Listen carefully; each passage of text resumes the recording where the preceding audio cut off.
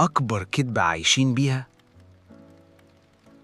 إن في وقت جاي هنكون جاهزين نعيش فعلاً.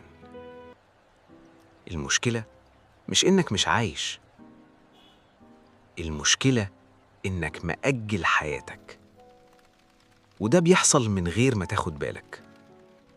خليني أسألك سؤال بسيط: إمتى آخر مرة حسيت إنك عايش بجد؟ مش بتنجز، مش بتخلص حاجة، قصدي عايش.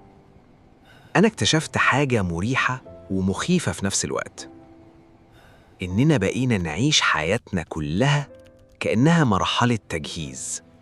بنصحى الصبح ونبدأ نجري، شغل، دراسة، ضغط، تفكير.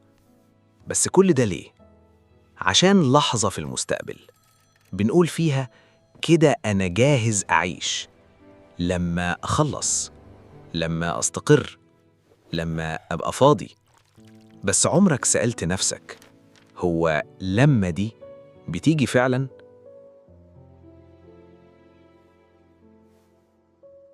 الحقيقة لأ، لأن كل ما توصل لحاجة بيظهر بعدها حاجة تانية. تخلص مرحلة تدخل في اللي بعدها، تحقق هدف تلاقي هدف أكبر مستنيك. فبتفضل طول عمرك بتجري من غير ما توصل للحظة الراحة اللي مستنيها. ركز في الجملة الجاية كويس: أنت مش بتجهز تعيش، أنت بتأجل حياتك لحد ما تخلص. خلينا نبص على يومك العادي. بتقعد تاكل بس ماسك الموبايل، بتقعد مع حد بتحبه بس دماغك في شغل بكرة. حتى وانت سايق لازم صوت، لازم حاجة تشغلك. عارف المشكلة في ده ايه؟ انك طول الوقت موجود بجسمك وغايب بعقلك. انت مش بتعيش اللحظة، انت بتعدي منها. فاكر آخر مرة أكلت فيها بهدوء، من غير موبايل، من غير فيديو، من غير أي حاجة؟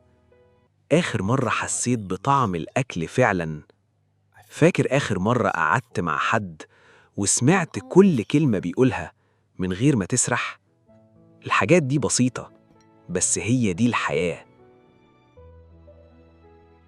المؤلم بقى إنك ممكن تفضل تأجل اللحظات دي سنين، وتكتشف فجأة إنها راحت.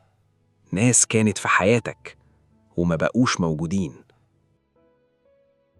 أوقات كانت ممكن تعيشها وضاعت. مفيش يوم هيكون خالي من الضغط، ومفيش لحظة هتحس فيها إنك جاهز 100%. الحياة مش مستنياك تخلص، الحياة بتحصل دلوقتي وإنت جواها بالفعل.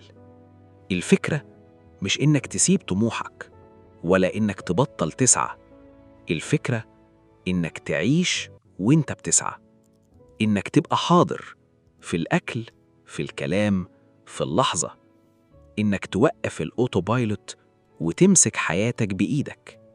لأن في الآخر إحنا مش بنخسر المستقبل، إحنا بنخسر الحاضر، والحاضر هو الحاجة الوحيدة اللي نملكها. السؤال بقى، هتفضل مستني تعيش ولا هتبدأ تعيش من دلوقتي؟